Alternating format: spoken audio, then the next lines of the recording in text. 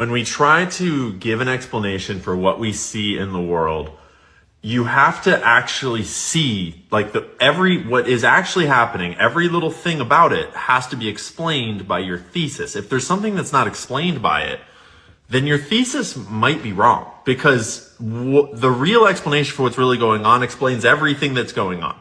And if there's something off, you should look at that. See, what you guys have to understand is they believe the Bible too. The difference is their stance to it is a rebellious one. And that's what you're looking at right here.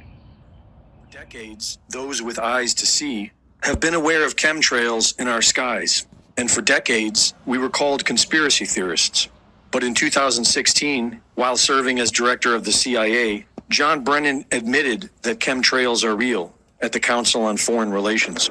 Another example is the array of technologies, often referred to collectively as geoengineering, that potentially could help reverse the warming effects of global climate change.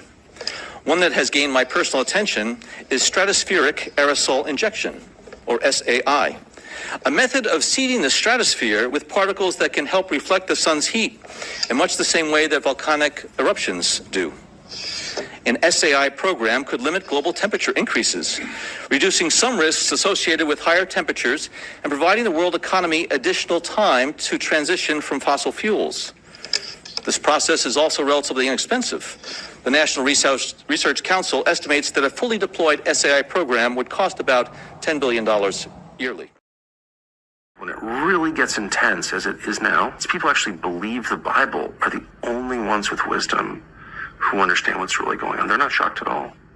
And they're not panicked. It would be 2020 before we learned that the sun's coronal magnetic fields were reacting and the chemistry of its atmosphere was beginning to change, most notably in the helium. The changes we see from the ground are more due to Earth's changing magnetic field and its effect on the upper atmospheric lens through which we view the sun, such that the once yellow sun now looks more white at greater and greater angles of the day.